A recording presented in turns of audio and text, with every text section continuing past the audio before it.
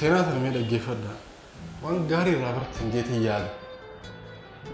Gurbaa tokko xiqqaa abbaa wajjin yeroo hedduu dirree kubbaa abbaan qabee ilma isaa kana geesse. Kubbaa kana akka taphatu. Duba tura keessaa gurbaan ni dhaqa abbaan qabee bira taa'a. Haga inni leenjii fixuu taa'eeti isa laala. Hogguu leenjiin yookaan tireeningiin kubbaa miilaa san dhumte mucaa isaa fudhatee mana gala. Guyyaa itti aanus akkasumatti mucaa qabatee abbaan fite. Leenjisaa biratti leenjisaa harka kanna. Hogguu inni leenjisaa fixe booda mucaa fuudhee mana galche.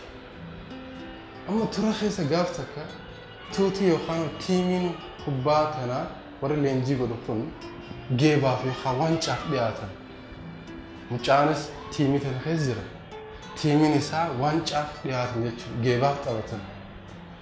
Guyyaa geebaa kana mucaa irratti hin argamu. Tiimiin akka jirtu seentee kubbaa eegalte taphachuu.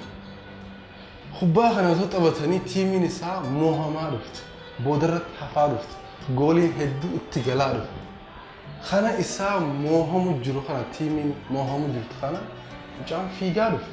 Kophaa isaa dhaqee leenjisaa bira dhaqee leenjisaa kaate asalxaanii maal jaan koochiin nanaqii seeneetiin taphadhaa jaan.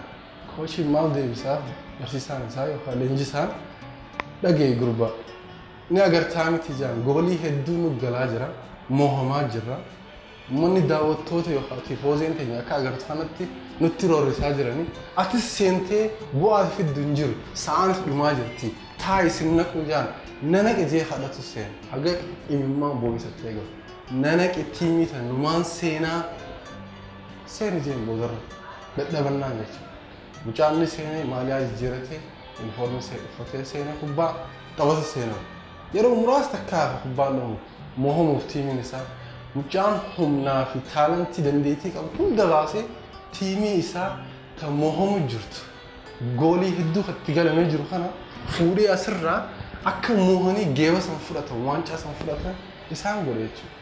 Boodarra gizee kubbaan tun dhumtee namni hundinuu gammachuu keessa seenanii geeba fudhatanii gargaggaranii gizee mucaa barbaadu mucaan hin jiru tiimii keessa. Xarafa taayetii goolii jalatti boo'u jira kana godhatee. Maaliif maal ta'e jee koochiin yookaan barsiisaan isaa isa bira dhaqee leenjisaa hay har'aan tana guyyaa gammachuuti. Tiimii teenya tan moohamtee hasaartee fashalte lafarraa fuutee akka geeba kana fuutu siin nu godhee bar gammaduu qabda hojii dhuftee maachi teestee gammachuu tana hojii qoodachuu dhiistee maa teestee bocha jee gaafatu seeneen dhagee jeen mucaanis. Ani khaliin booyu gammachuu tiimii kana moo hisee fi miti jee.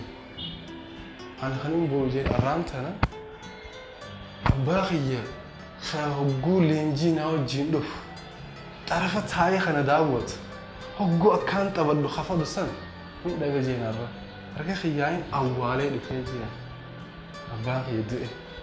Abbaan kiyya guyyaa tokko ijaan na arkuu fadhaa anaa kubbaa tana taphatu ijumaan na arkuu fadha guyyaa tokko. Osoo isan garsiisin taalantii dandeettiin qabu osoo isan garsiisin karaa addunyaarraa kute. Asirraa waan isin dabarsuu fadhuu jiraatu maali? Yoo barataa taate maatii keessa nam tokko jira qabxii gaarii akka galmeessu sirraa barbaadu. Ummaataa ta'u, bileessaa ta'u, abbaa ta'u, firaa ta'u nam tokko jira taalantii ati qabdu, dandeettii ati qabdu kana baastee gaaf tokko ilmi keenya kun nu boonsaa. Gaaf tokko sadarkaa gaarii gubbaa gahaa ja'anii sirra lafoo jiran maal qaba? Osoo isaan addunyaa tanarra jiranii osoo isaan addunyaa tanarraa hin galin osoo hin du'in jechuudha. Dandeettii qabdu san baastee isaan maal gammachiisin? Guyyaa tokko gammachiisin. Dandeettii ni qabda akka gurbaa kanatti dandeettii gahaa qabda garuu baastee itti fayyadamee nama tokko jira xarafa taa'ee silaalu jira. Dandeettii rabbiin si kana si keessatti arkee akka ati baastu asirra lafoo jira. Abbaa ta'u, bileessaa ta'u, firaa ta'u, ummaataa ta'u baasi gammachiisimee haga yoomiitti waan uumamneef tana qabnee teenyaan waan si keessa jiru gaarii gumaacha godhi addunyaaf. ergaa gaarii irraa fudhattan jeetiin amma.